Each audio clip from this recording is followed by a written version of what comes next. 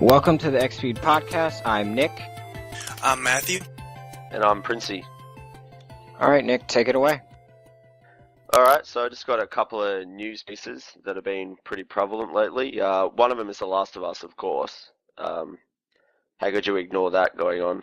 The Last of Us has been getting exceptional reviews across the board. It's got a 10 on IGN, got a 10 on official PlayStation Magazine, 10 on Edge, 10 on Eurogamer, 10 on N4G, 5 stars on Joystick, 5 stars on Game Radar, 5 stars on Destructoid. It's got 58 critic reviews on Metacritic, and it brings it to a total of 56%. So it's pretty incredible. I mean, so not even out yet, and it's already got that kind of buzz going for it. Honestly, can't wait for it. I'm stuck between this and saving for, what is it?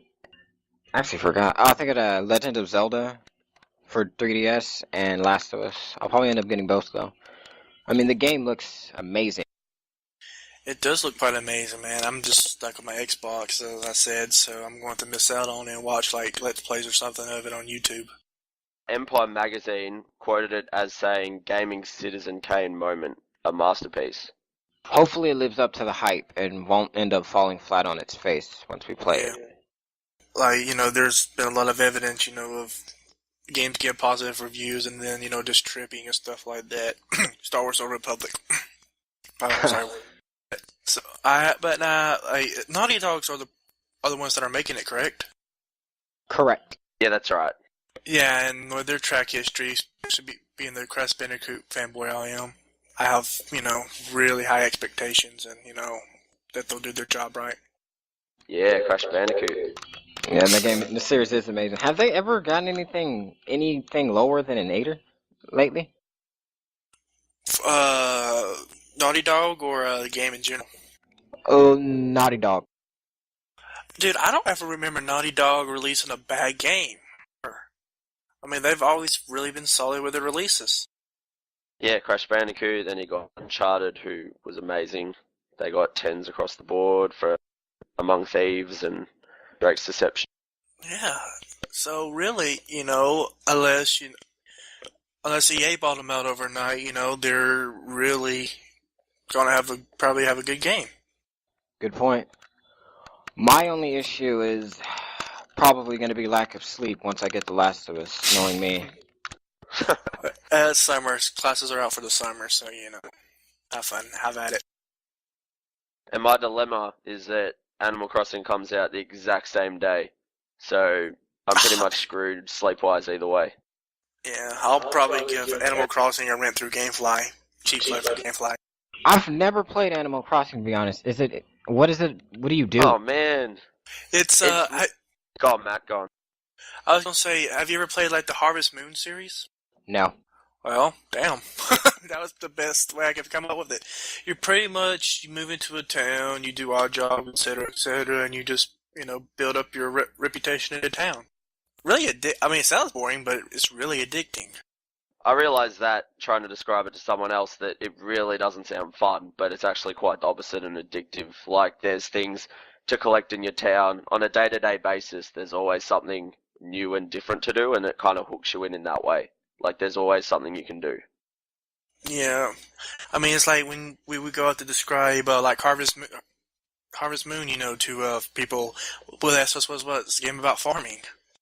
So, it's one of those really weird games that sound boring but really fun. I actually might buy it just to give it a shot. Yeah. Or, like I said, you don't have to buy it, just rent from GameFly. Oh yeah, or that, I forgot about that. Yeah. GameFly are the only game companies I know that actually rent out handheld games. Alright, how about some clarification coming the way of Microsoft and Xbox One? I'm sure everyone would like a bit of that. Yay! Microsoft has further specified its policies regarding a required online connection and friend transfers. Quote, "With Xbox One, you can game offline for up to 24 hours on your primary console, or 1 hour if you are logged on to a separate console accessing your library. Offline gaming is not possible after these prescribed times until you re-establish a connection." End quote. Microsoft made it clear that your games were accessible on other Xbox Ones via the cloud, saying, quote, "You can play any of your games from any Xbox One because a digital copy is stored on the cloud. So, for example, while you're logged in at a friend's house, you can play your game, end quote. So, just with that, just stopping about halfway, what do you guys think about that? 24 hours on your console, you can play offline, and 1 hour on a friend's console. I mean, I don't know, it raises a lot of questions. Well, to me, I mean, really, the internet thing is really not that big of a deal to me because it's the year 2013. Really, you have to have internet to survive nowadays, you know? Even little villages in Ethiopia have internet. So, I don't see why that is such a big concern unless it's like a big brother thing. I think What it's about more. you, Nick? I think it's more for people like it's for some people it's the concept of it. Like no one wants their privacy invaded. You may not be doing anything wrong, but it's like it's like having your parents always watching over you every single second of your life. That can get annoying, but at the same time, it's understandable. Right, I mean, it's our own fault because, you know, of downloading, torrenting, like, Xbox games and stuff like that and hacking your Xbox so you can play it on there. So, really, you know, it's our fault as gamers for doing stuff like that. It's the reason they're doing it. Actually, I heard. Oh, I'm sorry, I just wanted to play devil's advocate for a second, you know, so. oh well. Actually, there's another rumor that says the reason why it's always on is not because they're trying to just spy on you or anything like that. It's actually because they're gonna cater ads to you that way. Like whatever you say or whatever you play or watch and whatever, it'll tailor ads like that. So if you're a gamer, it'll send you gaming ads or whatnot. God. I would probably get So a bunch that's of another level. Well, unless they go too far with it, you know. You might say something inappropriate or watch something inappropriate and you see a bunch of ads for that pop up. Yeah, I mean, it's bad enough you don't have to click through all that when I'm on the internet. But then again, though, like, that seems to me, like, really next to impossible with our current technology. Well, I think it's more of a like most people who aren't affected by always online are ones who they can the Xbox is tailored for them. They're always connected to the internet and they always can afford to have it on and whatnot. That's what it seems Xbox One is catering to. Like if you can't afford always on internet or you'd always go to PS3 or PS4 if it doesn't do the always online thing, then you have other options. Right. I mean, I know exactly what you're going through. Like, I live in Alabama. There are some counties in Alabama that still doesn't have a broadband internet. So, you know, I mean, what is your take on it, Princey? Uh, I suppose eventually, one way or the other, we're going to move from this era of, using internet when we need it as opposed to always requiring it. Eventually, I think we're going to move into that sort of realm where it's a necessity. And I think this might even be the first step sort of in there, how people are freaking out a bit about it, but I agree with you that Matt that I don't know, I don't really see if it's that much of a bigger deal when majority, I don't know the percentages, but surely a majority at least connects to the internet, once a week, or in this case, they'll need to connect once a day. But yeah, I don't really think it's that big a deal. Right. But, I mean, we will see about it. Honestly, I honestly think it's just people fear change, you know, and when people don't like change, people are used for the past, God, almost 30 years now of playing video games offline. But, honestly, I don't buy games anymore. Like, if they're single player games, I honestly just torrent them, you know. I don't buy single player games, so when I buy multiplayer games, of course you have to be online to play them online. So, and I know Sorry, go. I know I was just wrapping up, man. Go ahead. Oh, well, as you said, multiplayer. I mean, you're always online playing. If you're always online playing multiplayer, it'll be like that. And it's not really that. It probably won't affect people who are multiplayer wise because they'll always have internet connection. For single player, I can understand the discrepancy. Maybe if it was like once a day, like Microsoft is doing it, you just have to log on once a day and that's it. That would be okay. I would be okay with that actually. Well, Microsoft also, in the same article, went into detail on sharing games between consoles and friends, saying you can give your disc-based games to friends with no fees. However, quote, There are two requirements. You can only give them to people who have been on your friends list for at least 30 days, and each game can only be given once. So it's a one-way trip for your game. Now that I don't agree with at all. To me, like, granted, I could see how you would. I mean, the way around that, of course, would just be give people your login information, so they can play it over there at their house, Unless they So, do it IP check and all that. just don't say that too loud. So, but the second I announced that, I was watching in there with my dad when they announced that, and my dad's like, you know that all you got to do is give people your information about account information, like you do with Netflix. I share my Netflix account with like 3 other people, so for the streaming and stuff like that. So I'm looking at it exactly like I do in the situation with Netflix. But as far as you like, if you give them a game, it would go a one-way street. Like, that's ridiculous to me, and I think they need to reevaluate that. What I don't understand is, instead of trying to eliminate the used games problem, why don't they just do a contract with used games company? That way they get like maybe 10% or so of the profit. Exactly. Like, I mean, not only like, let's take GameStop out of the equation, because I mean they still, even though their market's like 80% used games. Let's look at things like GameFly and stuff like that. If this is the case, what's going to happen to them? Because I love GameFly myself. That's the best $16 a month I could ever spend. Is on GameFly. And what's going to happen with them if they do this? Because GameFly is going to literally run out of business. They're not going to be able to do anything. It kind of depends. I mean, they do have like other systems they still make money from, but they will probably, if Microsoft goes that route, or if Sony decides to go that route, yeah, it would probably hurt them quite a bit, but not enough for them to shut down. Yeah, like, with all the new consoles and stuff coming out as well, I mean, I guess GameFly could stay afloat by providing games for those consoles, but, I think that would be a different show. I don't know. It seems like Sony learned its mistakes, so they might not go Microsoft's route, although the used games bit might have restrictions on it. I don't know.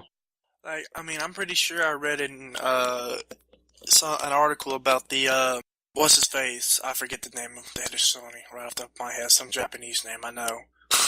But, like, he said that, will you be able to use on games on your PlayStation? He said absolutely. But he didn't go into any more detail of it than that, so I'm assuming something's going to be fishy in the Alamo with PlayStation, because they haven't played their hand yet. Yeah, that was a really vague statement. Like, he said if you wanted to play used games, sure, you can play them, but then someone else came around and contradicted what he said. He said it'll be up to developers and publishers whether they want to restrict used games or not. And let's take everybody's favorite punching bag, EA, for a second. That sounds like something EA would do. Does it not? Restricting used games? Because they already tried that once with the freaking online pass. Which, by the way, I hope whoever came up with that idea kind of got dragged in the back and shot. That was kind of stupid. But I mean, at the same time, business-wise for them, it might have seemed like a good idea at first, but then they realized that we're hurting ourselves more in reality. Yeah. Granted, I haven't bought an EA game since The Republic, so That game was I was so happy that it went free to play, because I was actually going to get a subscription, and it fell so short of what I thought it was going to be. Yeah. But, you got other games coming up, hopefully, that, as long as, EA doesn't come around and buy those companies out overnight, they should be fine. That's what happened to Insomniac with Fuse. I'm just saying, Fuse would have been a hell of a lot better if EA would have left it alone. It would have stayed Overstrike that actually had character. EA is so just, I don't know what is their freaking hard on with freaking rushing games. And, oh yeah, and need I say reskinning Madden? Like, you get the same Madden game you bought last year, but with updated rosters and different skins. Even the same graphics. Yeah, it seems like a bit of a rip-off. Yeah. You pay $60. I mean, man, I can go on with EA forever. EA and Activision. I haven't heard much of Activision. I wasn't even aware they were still in business, to be honest. Yeah, dude, Blizzard and Call of Duty's keeping them in business. Yeah. Yeah, I just remembered Call of Duty Ghost, or what is it, Call of Duty Ghost? Yeah, Or it's Call of Duty Ghost, yeah. I was hoping it was going to be based off of freaking Ghost from Call of Duty Modern Warfare 2, was it? Yeah, Modern Warfare 2, and nope, wasn't. So yeah, they kind of smashed my dreams. and it happens. Every Call of Yeah. Duty is like the last one, sorta. Yeah, like, and I cracked up when they were like, when you go into the water, our fish move in reaction to it. Yeah, I remember that. It was so. Indestructible battlegrounds. They made it seem like that's never been done before or something. I mean, I can probably Battlefield 3's, done it. And then there's oh yeah, my favorite part of all, like the dog. They made such a big deal over the dog. Uh, this is why, and this is why people make fun of the Call of Duty games. Gameplay wise, solid. I mean, sure, they get boring after a while, but I mean, stuff like this is what people make fun of Call of Duty for. Yeah, they try to hype up the story and the campaign and whatnot. Like, why don't you just focus on the gameplay? That's why people play Call of Duty. I mean, I played the story, but I'm playing it more just to shoot things. I'm not really that into the story. I've always been more of a Battlefield fan, anyways, and Halo, because inside I'm like a 14-year-old child that still loves Halo. I'm more of an action adventure game like Last of Us, Uncharted, stuff like Yeah, that. I'll play every genre, dude. MMOs, RTSs, FPSs, you name it, I'll play it. I really don't have a preference. I'm not too big into sports games, though. Yeah, I can only play like certain sport, like racing sports games or stuff like that. But I could not get into strategy or what is it? Tactical strategy, the tower defense Starcraft. games. Oh, League of Legends, Dota, etc. Yeah, I can't do tower defense like that. I don't have patience. I do not have the patience for that. Yeah, I'm the same. Me neither. Like, I love League of Legends. In fact, I had a great time, playing League of Legends before I came on. But League of Legends has caused me to break like 30 headsets, no joke, because that game is irritating at times. But How about The yeah, Walking Dead? Have you guys played The Walking Dead?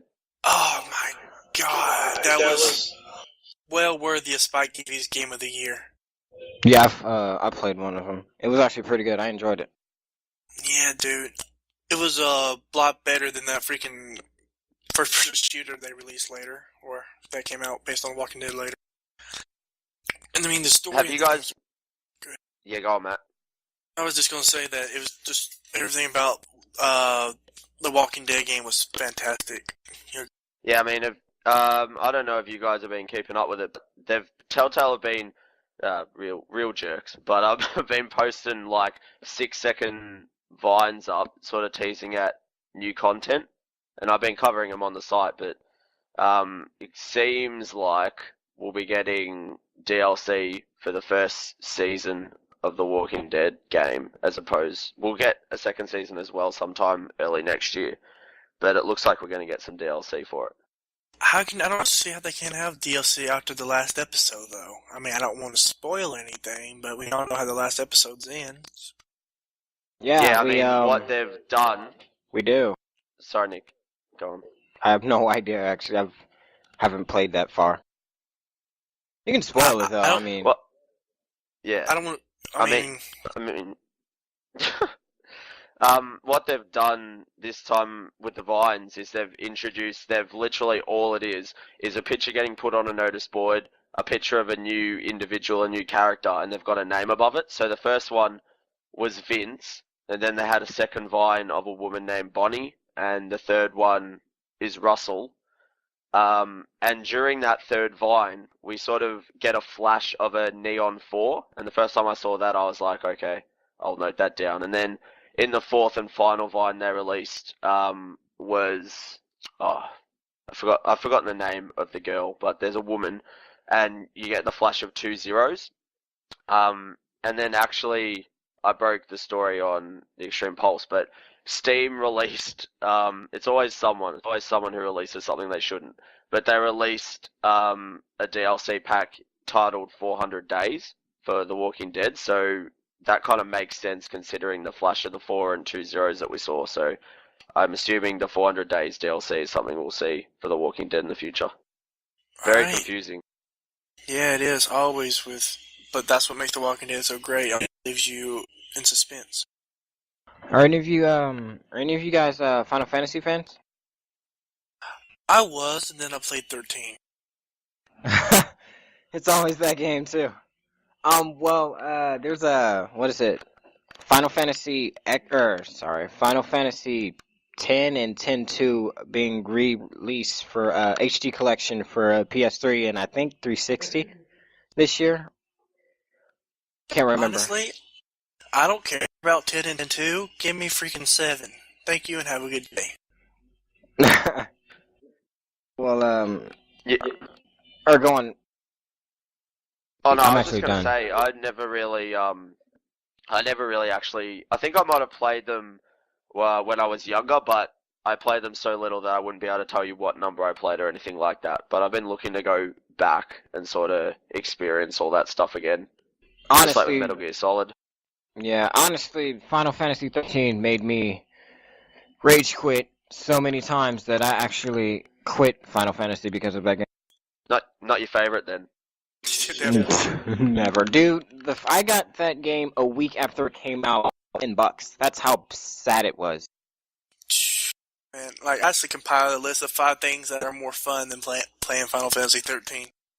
But wait, what else was it? There was another HD collection. It wasn't really widely advertised. I forgot which one it was. I think it was Jack and Daxter for Vita and Tales of Symphonia and Tales of Symphonia 2. Ooh, Tales of Symphonia. That's really cool, actually. Jack and Dexter, I played them. My whole childhood I went to that series. Same with Spyro as well. The 3 of them together just makes up my childhood. Yeah. Oh, I hated what they did with Spyro, though, with the last few installments, man. They should never have sold Spyro. They should have just kept it because what they turned it into was just Frankenstein. Yeah. exactly. I mean, have you seen his new look? Yeah, that Like, was. Same with Crash. He's got the tribal tattoos and everything. Just I mean, Crash, it's okay, but Spyro looks like, I don't know how politically correct I'm supposed to be, but he looks like that. He's been hit upside the head too many times with a brick and made slow. Like, it was just, it's ridiculous. Oh my! I mean, it would have been so bad if it wasn't my childhood they were messing with, man. It's Yeah, that's not another the layer of childhood. pain. It's not even that. You don't even have to be a kid. You can go back and play the old ones as an adult and never have touched it and only realize that the way he looks now is ridiculous. Yeah, I mean, dude, like, I remember freaking coming home from school one weekend, and it was on Memorial Day weekend, right? I mean, Labor Day weekend. I was like 8 or 9 at the time, man. I spent like all weekend playing Ripto's Rage, and that was really my first really big gaming session, and so that's how big of a deal Spyro is to me. I was more of a. Actually, no, I played Crash and Spyro equally. I was actually more of a Ratchet and Clank fan, though, when those came out. I don't know. I was never really that big on them, honestly. Yeah, I played the first maybe like 3 or so. Yeah, you have to. It's more of it's more for. It's the humor. It's the humor and the jokes and the. I'm not even sure if it's the gameplay, because I think it's the story that entices me. Because honestly, I just play the game just to see the rest of the story because it's always a humoristic story that makes little sense, but that's why I love it so much. Then you'll probably love the movie too. Yeah. Speaking of stories that doesn't make any sense, have any of you guys ever played Brawl? Super Smash Brothers Brawl? Yeah. Yeah. I could not Yeah. make heads or tails of that story. I mean, it was all over the place. It was, I don't think you were supposed to make sense of it, honestly. I just took it for what it was. I beat the story just so I kind of liked the characters. Yeah, same with me. I was kind of disappointed when I saw Solid Snake and Brawl, but that's a different rant for a different time. Do you think you'll be in the next one? Oh, Like Sonic and Snake. Master Chief. which one? Wait, which one? Solid Snake or Sonic? No, Either. Oh, Sonic? Yeah, because, I mean, obviously, because Sega and Nintendo have exclusive games coming out, he's probably going to be in Super Smash Bros. Universe. Snake? I'm not sure. It depends. I don't, honestly, like, Nintendo, I don't really, I think, I haven't really been paying too much attention to Nintendo, to be honest, because I'm looking at them like Sega was when Nintendo, in the night, on the, Sega's like Nintendo's like Sega, they're pretty much on their way out. They're going to be just publishers before you know it. It depends. I mean, for Nintendo, their best bet has always been handhelds. Consoles were kind of iffy. I mean, everyone keeps bragging about how the Wii sold so many consoles and that makes it a success. It's not how much you sell; it's the quality of it. Right, and the last good Nintendo console was the Nintendo 64. The GameCube wasn't as nowhere near as good as the Xbox or the PlayStation 2. I enjoyed it mostly for Wind Waker. Other than that, Yeah. No. The only reason I like Nintendo is so I could buy the handhelds and play Pokemon. Exactly, and Zelda for me. Pokemon, Yeah, Zelda, always and the Mario. Mm-hmm. That's why the fanboys never really made sense. If they ever stop and realize what they're saying, like when they say Nintendo just has to wait for Mario, Zelda, Nintendo. Well, that's the problem. One of Nintendo's problems. They always have to fall back on Mario, Nintendo, and Zelda. Without those three, no Nintendo console would ever sell. People don't care about third party. They go for Nintendo for the first party games and the iconic ones. Yep, and mainly people, my brother's age who are just trying to relive their childhood. I just wonder at what point, like, how long that can continue on for, just continuing to fall back. Like, you'd think eventually at some point it wouldn't be as effective as it has been recently, like the Mario Zelda franchises.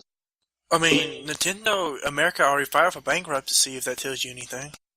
Yeah, it's because, well, I mean, I actually predict around like the around 2015 or 16, Nintendo will not be able to fall back on Mario or Zelda anymore. They'll have to actually branch out and do some more because there's, as much as I love the three Pokemon, Zelda, Mario, and the rest of them, they're kind of getting old a little.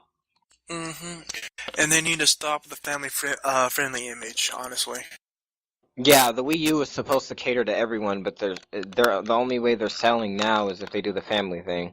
I mean, it's not that the Wii U is a bad system; it has potential, but again, people won't buy it until more Mario and Zelda games come out. Everyone's so hyped for iconic games like Pokemon, Zelda, Mario. I mean, you never hear anyone say that they're hyped for a third-party game. I mean, they had Rayman Legends, but that doesn't really count because that was made by a third-party developer. Sorry.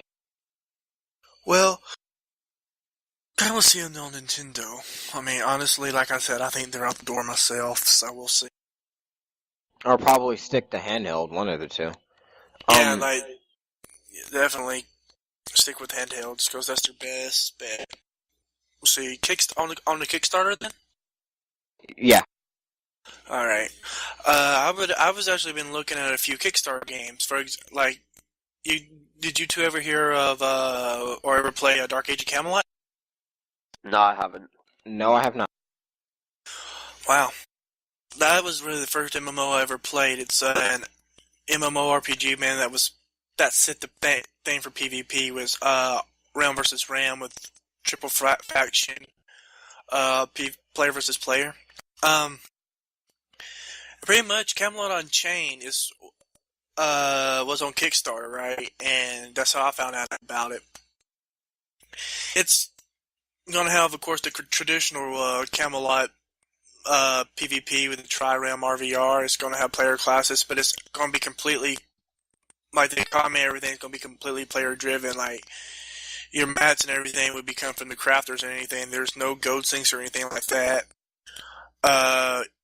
You can always, they're going to have this one little area where you're always going to be fighting for like the crafting materials and stuff like that.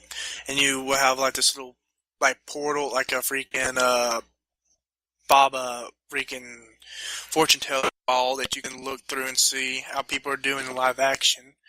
And then you can actually sacrifice your character and make it into a boss. So it Sounds cool. Yeah, I always wanted to be a boss. That actually sounds pretty. It sounds like a pretty. What's the word? Actually, a pretty decent concept if done right. It'll probably be done right. I don't know. I was just gonna say, like, I mean, it's by a not really well-known developer, so we'll see. Speaking of Kickstarter, have you guys seen any of the other games? One of them was what was it? It was Zelda-like in the graphics, but it was entirely different. It was about this girl who could control time or something like that. And Yeah. I actually like the idea of Kickstarter because it allows games that are originally gonna have to close down. They can now get the fundings for it and finish them. I can actually see a lot of indie developers utilizing. Yeah, definitely. The new Planescape game was going to be, or the new Torment game, I should say, was going to be like that. Project Eternity from Obsidian as well. They were going to have to close both of those down, especially Torment, because they weren't getting the funding, but then Kickstarter happened. So now they're going to be able to get it. I mean, I saw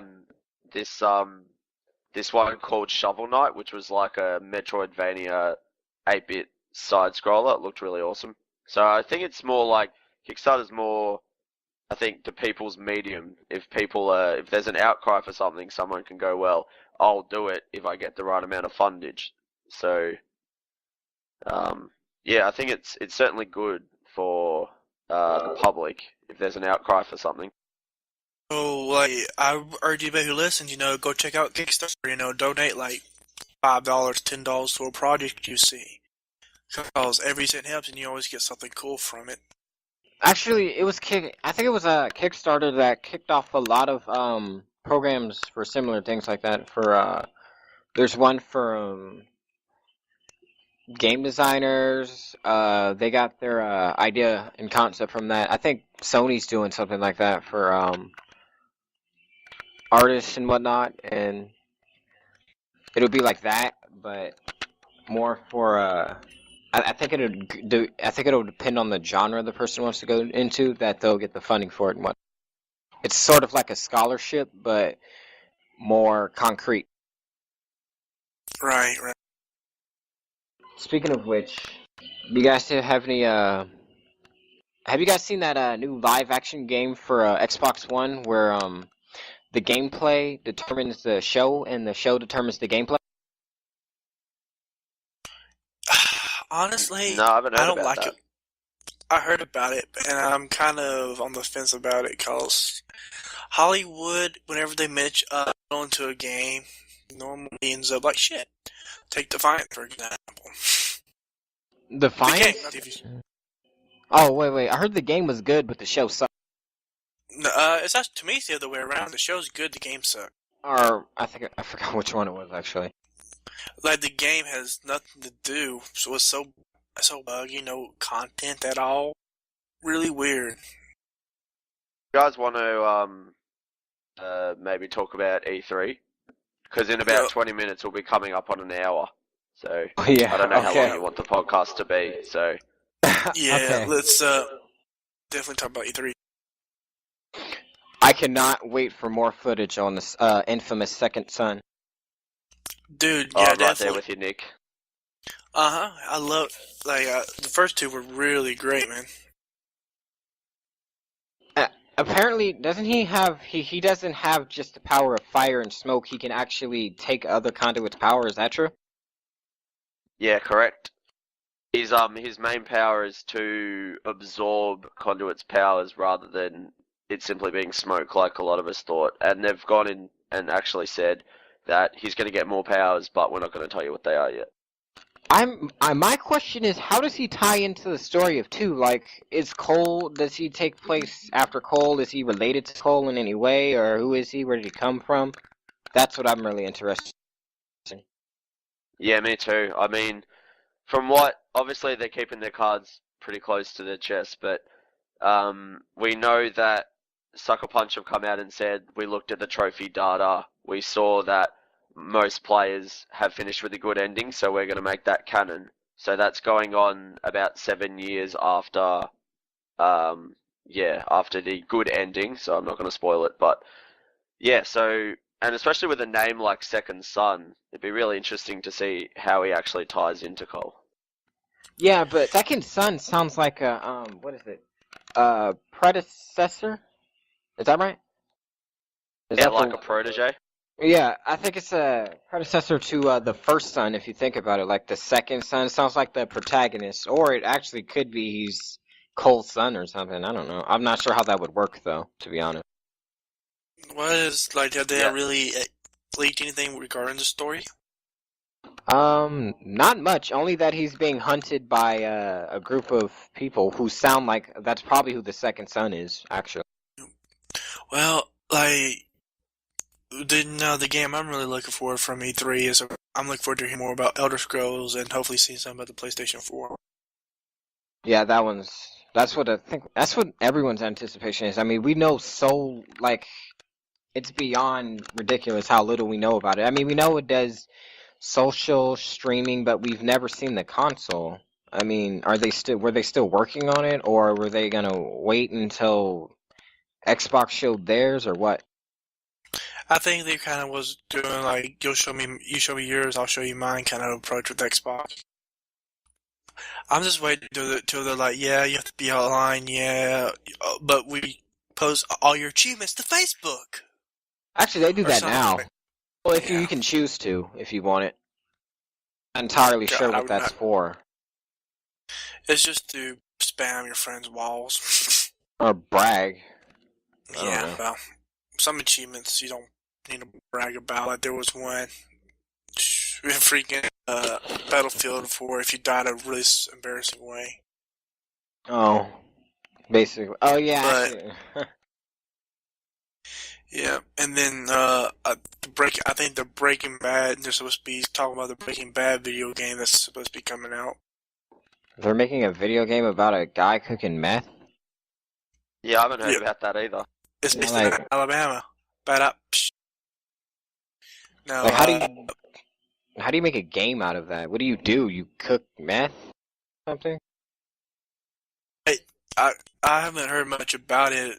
It's just I'm assuming they're going to try to go with like a GTA approach or Saints Row It's like, approach. yeah, it's like Heavy Rain. Shake the controller. Click X. Click X. Oh, Meth. can somebody explain to me like what was the big deal regarding Heavy Rain?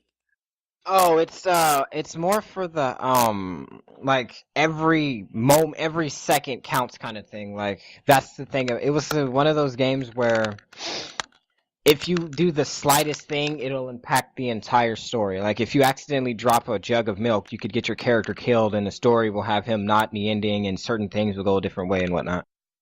That would drive me up the wall crazy. It actually does. Like you have to really. It makes you fear for your character's lives. Like a gunshot wound or something that'll affect the story. Missing a clue or not doing one thing or not doing something too late or too soon. Not Stuff being like quick that. enough on the buttons. Yeah, Yeah. that was one of the issues I had with the game. I mean, I've been playing LA Noire, which I hear is like the Xbox 360's version of, or Rockstar's versions of the Heavy Rain, and to me, it's like a much more enjoyable experience than what you guys have just described. It's a lot funner than it sounds, but it's kind of you have to. Nothing we tell you is going to make it sound like a fun game. You'd have to play it for yourself. It's like Animal Crossing. I mean, apparently it sounds boring, but it's fun when you play it. They're here, like another game that they're advertising for E3 is Lightning Returns, Final Fantasy 13.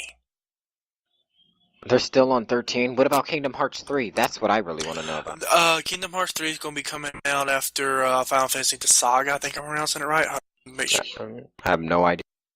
Yeah, I never really. So, what do you guys think about the continuation of 13? Like, I don't know a whole lot about Final Fantasy, but I do know that I know enough about it to know that they're really pushing the 13 and the Lightning when no one else seems to be accepting it.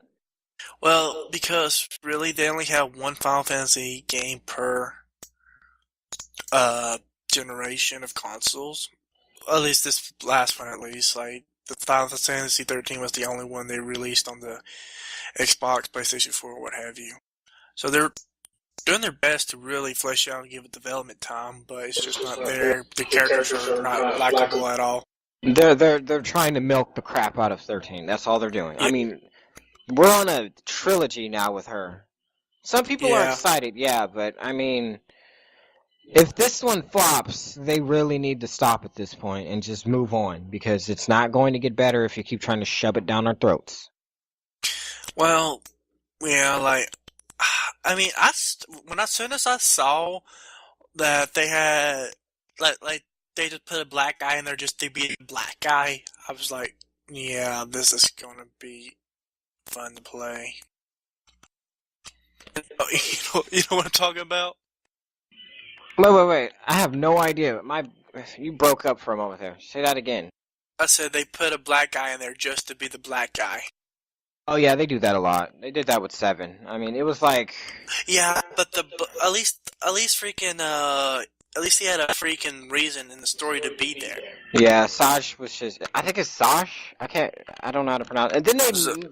Not only that, but they made him like the most stereotypical freaking character. He had a chocobo for a chicken-like thing. I mean, it was so racist. I was expecting like a big southern guy with a cowboy hat with a freaking big old shotgun or something coming out next, you know? And, didn't they already do that? I think they did that with 8. Oh wait, no, wait, but he didn't have the accent, and he didn't say anything anyway. And then there was snow. You mean Dante? That's what he looked like to me. I mean, he looked exactly like Dante. He had the personality of a cardboard, and he was so whiny. The only good character was the Aussie girl, which died. Fang? Oh, damn. Yeah, they really disliked the Aussie. Like, did she turn out like to be the...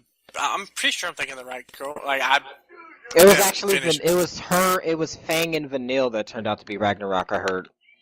Yeah. Vanille, there we go, that's her. Yeah, so you had to end up... Vanille was the big bad guy at the end or whatever, and... Whatever. I didn't like Vanille. I liked her character. I didn't like her accent because it sounded like she had an identity crisis. I loved her. Like, the Aussie... Dude, I don't care. Like, the Australian accent's the sexiest accent in the world. That's the only reason... Damn right. No, it's not that. It's that she went from Australian to English, then to Scottish, and then it was all over. At least I don't know if you... In the one I played. I didn't know it was it. Like, she had... I mean... at first, it was hard to tell because she was trying whoever voiced her was trying her best to hide her accent, but she just couldn't. She should have just stuck with the Australian one. It was that's her actual accent. It was perfect, and then it kept switching every single point through the game, and then she finally got it down and said, "Forget it, Australian." There we go. Cracky. Dang bastard. But yeah. But anyways, Final Fantasy 14. I've been in the beta of that game. That game's a huge step up from the previous Final Fantasy 14. Wait. And Isn't it a MMORPG? What is it about? Yeah. Like, is there a story or is it just? Yeah, pretty much. Like there was this big war going. It's Realm Reborn. It's pretty much like you're starting the story. I'll do a big editorial and just send it to you, as I really don't think I can to say the story in like a quick summary. But it's an MMORPG and it does have a story. Every MMORPG has a story, believe it or not. Yeah, I played DC. Not just DC. What else have I played? Marvel Heroes. Damn, I forgot what the hell was the other one. World of Warcraft. Yeah, that and the Old Republic. That story didn't really make much sense to me in the beginning. Seems like it's all over the place. But I don't know, like the Final Fantasy series really needs to step up. And Prince, to answer your question about Kingdom Hearts 3, or who was it? Who said about Kingdom Hearts? Was one of you guys? That was me. Okay, well, it's gonna be out after Final Fantasy Versus 7, or Final Fantasy Versus 8. I'm sorry. Wait. No, wait. I don't get Final that. Fantasy Oh, sorry. What are the versus games? Like fighting games, like the city or something? I don't know. It's going to be another 13 game. It's Final Fantasy Versus 13. Oh. I don't know. It's based on the mythology around the Iki, yada yada yada. It's based on the niche for the Cold War. It's a party battle system. It has the Kingdom Hearts battle system. It's going to be a spin-off, pretty much, of 13. Oh, they really need to stop milking 13. It's getting ridiculous. Well, but as soon as that game's out, they're going to start working on Kingdom Hearts 3 in full force. And it's going to be the end of the Sora trilogy. But they said that there will be more Kingdom Hearts games. Probably the little shitty ones they put in like the 3DS or Game Boy, whatever. Actually, the 3DS one was actually pretty good for a 3DS game. It was like, it actually surprised me how good it was. I hated it. I hated it. Like, I wanted to punch a baby. Oh, the drop system. That's what I hated about it. Like, no, I would rather go on a date with Jodi Arias than freaking play that game. I would rather be adopted by Casey Anthony than play that game again. That's man. that's pretty messed up, dude. It's that bad of a game. Like, I don't want to be interrupted freaking every 5 minutes. They made you use the, what was it, the Drop Me Not? Yeah. I mean, had they not have done the drop, I mean, it made sense at the same time, it really didn't. They could have handled it a little bit better, but, oh, speaking of, handling it better, what do you guys think of the, what the hell is the new games for the PS4? What was it, Killzone, 4? Killzone's become the Net Gears Yeah, War. Shadowfall. Well, it's like, I don't know, like, it just seems to Killzone has always seemed to me like PlayStation's version of Gears of War or vice versa. Well, I thought it was more of like Halo or something, like its version of Halo. I mean, there's aliens and all that. Well, wait, there's aliens in Gears of War. Or whatever those things are. They're just ground people. Oh. I just called them ground people. Lotus. In my opinion, from my point of view, I really hope that they announce more Vita games. I mean, the ones they have are good, but they really need to step it up. You know, I'm about to buy a Vita just so I can play Persona 4 Golden. Honestly, I need to pick that game up. Actually, I haven't played it yet. I played the one for PS3 PS2 on my PS3, but I haven't actually gotten to the series. Yeah. So that's actually how like people always think that I got my handle by playing that game, but it's really not. But yeah. Oh, and there's also Watch Dogs coming out as well. Is that the sequel to Sleeping Dogs? Is it? No. No, I don't think it is. No, it's not, because it's made by Ubisoft. Sleeping Dogs wasn't made by Ubisoft, it was made by Square Enix, wasn't it? Yeah, that would be an yeah. amazing turnaround, though. Oh yeah, we're bringing it out for Ubisoft. It's okay, Sleeping Dogs was going to be True Crime, Hong Kong. You know, you remember the True Crime series, right? Yeah. Yeah, that was pretty much what Sleeping Dogs was going to be. I was not that big of a fan of the true crime series myself, so that's the reason I never really picked it up.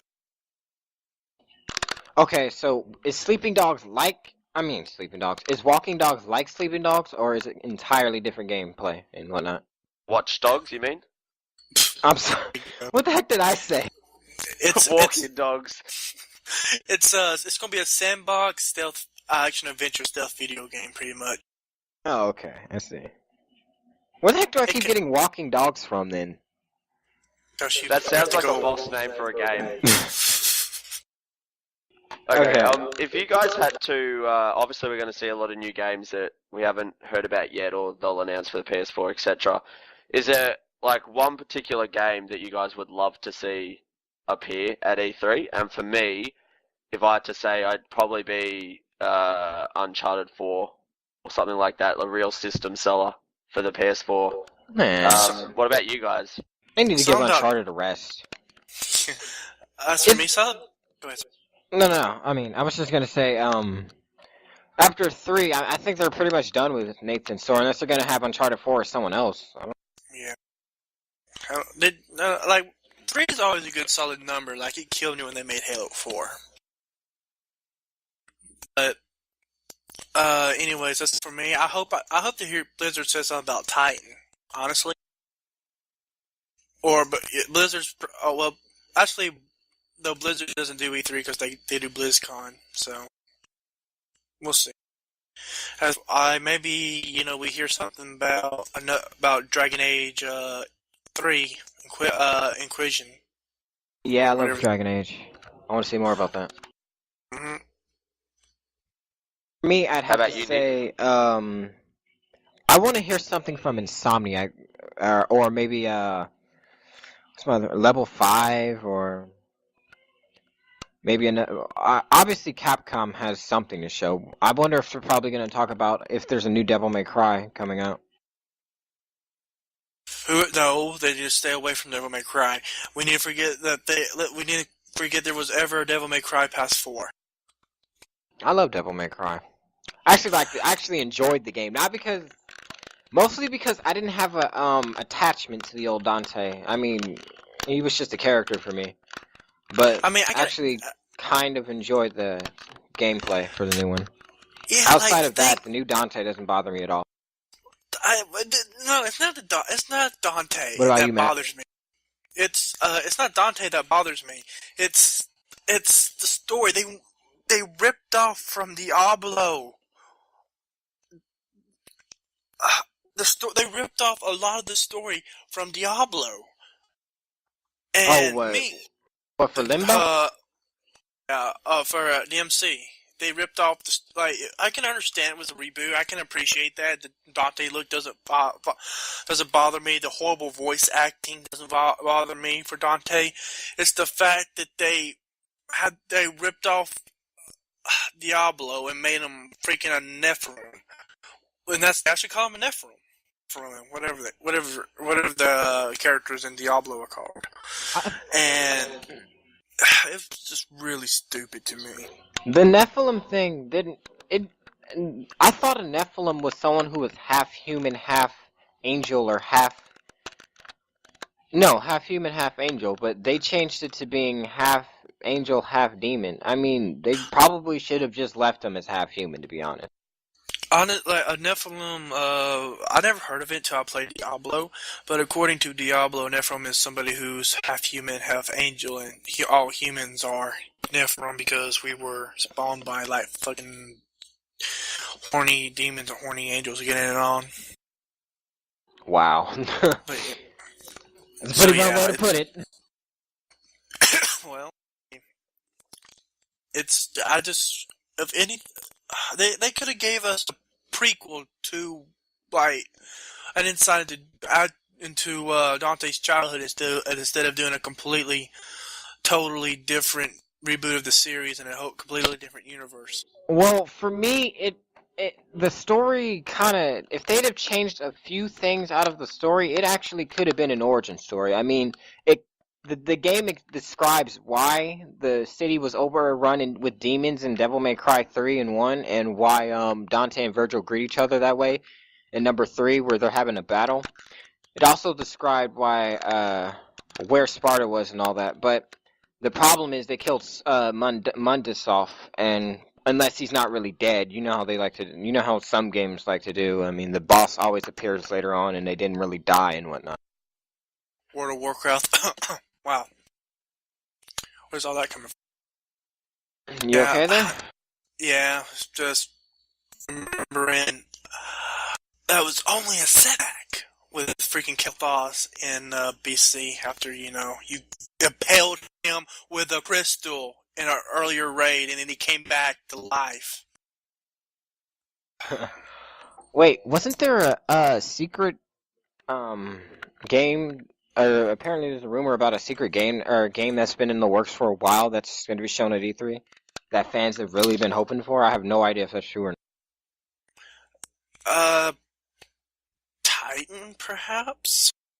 But Titan would not be announced at E3, be announced at BlizzCon, and considering Blizzard has scrapped all previous work done on Titan, we probably won't even hear anything about it until 2016. Do you guys think they'll show Half-Life 3? They'll show what? Half-Life 3? We have a better chance of world peace before Half-Life 3 ever shows its face. Probably. Knowing Gabe, I guess. I have no idea. Well, people. Granted, we said the same thing about Duke Nukem Forever. It's coming, alright? It's coming. Soon. TM. I don't know whether it counts, because it's not technically at E3, but we'll have the Nintendo Direct on Tuesday that's supposed to have Smash Bros. And Mario and all that stuff at it. I'm really interested to see what they're going to do with the new Smash Bros. On Wii U.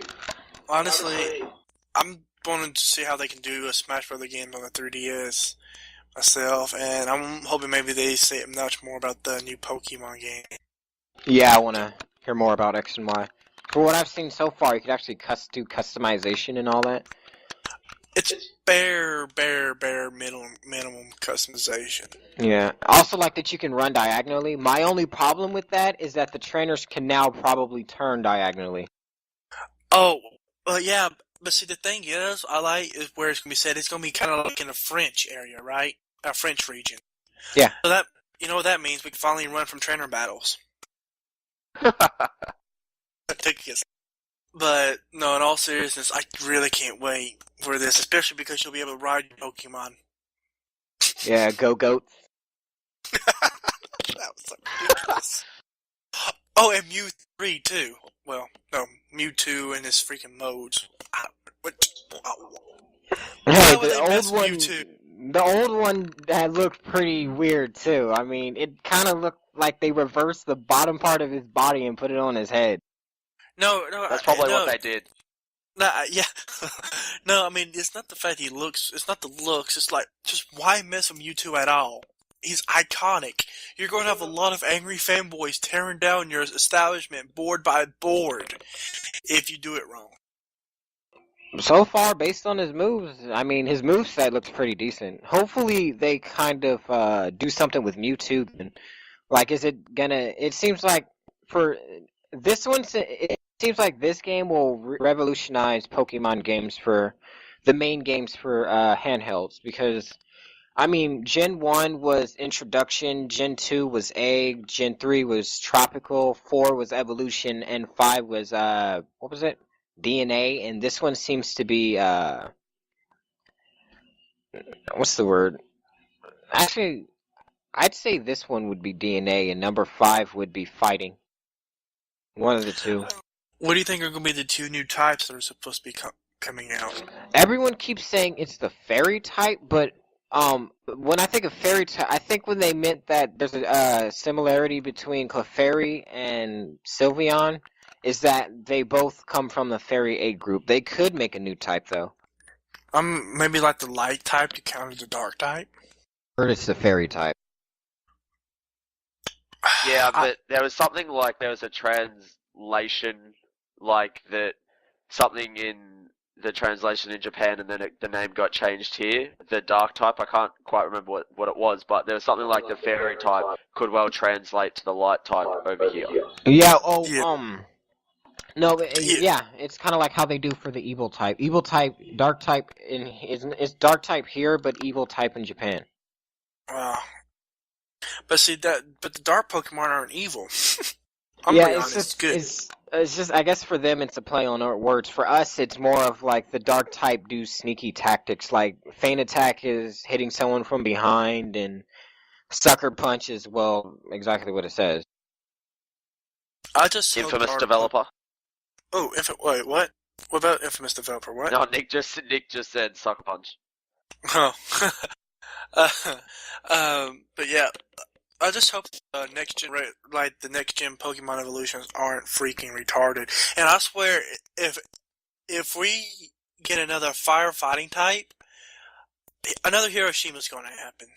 We're going to. I can't even say anything about that. Yes, most fans worry are fighting fire. I don't have a problem with fighting fire.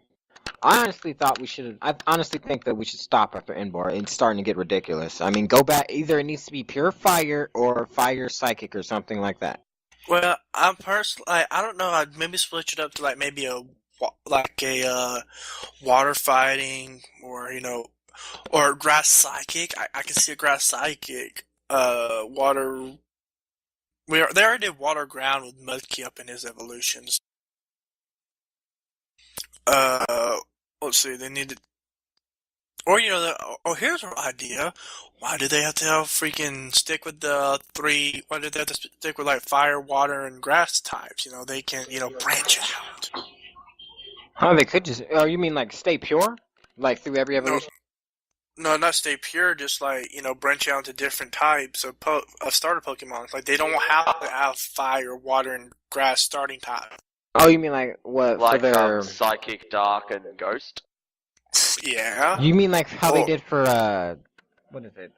Turtwig and Chimchar and oh wow. No, I'm talking about different types. Like for starters, instead of having a fire, for the starter types. Oh, I see what you mean. Yeah, they have a formula for that. The reason why they can't do that, it has to be like a triangle. It could work with dark fighting and psychic, but the problem is that dark isn't affected by psychic and whatnot. So they'd have to either have ghost or something else in there. Or fighting psychic and dark, because fighting strong against dark. Psychic Dark can't. is Yeah, dark psychic. is stronger. Or go. So yeah, and it doesn't. Giving them ideas. Ideas, they hurt. Last time Game Freak had ideas, we ended up with some of the weird battle mechanics and gameplay mechanics. Although I think Joint Avenue was actually pretty cool. It's like it's comparable to what is it? Crap, there's a game exactly like that. Where you can have your own shop and have your own training area and whatnot. Basically, you own your own store. Yeah, I don't know. Honestly, I sold Black 2 because I was like, yeah, screw this. I didn't like that. I didn't like the Black and White series.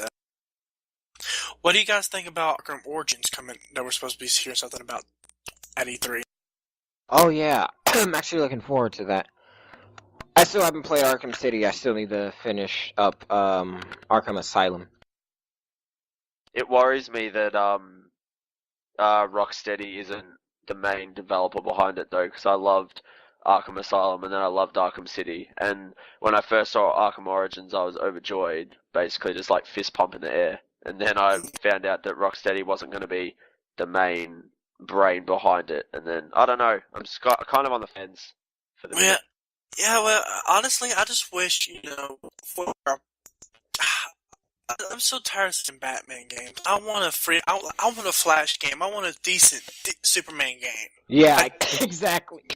Notice I said decent. Yeah, I know. Superman 64 was... Whoever made that game needs to Amazing. be slapped. Worse. Or, like I said, regarding something take out behind the shed and shot. And that's what Like- I really want more than anything. Like, not Batman style, but something similar for Superman. Like, that's just badass, basically. Just because, like, I don't understand. Like, people are like, just because, he's a Superman, he can't have a video game because for the good story. Like, yes, he can. He can still be hurt. I mean, he's not that invincible. I mean, well, the only thing that can kill him is kryptonite. Well, there are some characters who can injure him, but not, kill him. Yeah, Gameplay-wise, he could like die. a god amongst men. That's You could what have him in like a kryptonite factory. Yeah, or like it doesn't even have to be Superman. It can be the Flash. It can be Green Lantern. Batman. Flash would be a Could be little killed. harder, though. I mean, you'd have to... Green Lantern, then. Yeah, but for Flash, you'd have to slow the game down, or do what they do for DC and, kind of, not... You go extremely fast, like faster than cars and all that, and faster than anyone, but you can slow down, but you can still move around and all that. If they did it that way, yeah, I could see him pulling it off really well. Oh, guys, we're like an hour Did you and guys 9 hear minutes. about I'm gonna... Oh yeah, we probably need to, wrap it up. Yeah. Yeah, Just it's probably a good idea. nerds talking about video games. We can go on for hours. Quite literally. Alright, well, this ends this segment of the XP podcast. Catch us next week where we discuss the aftermath of E3. I'm Nick. I'm Matthew. And I'm not Nick.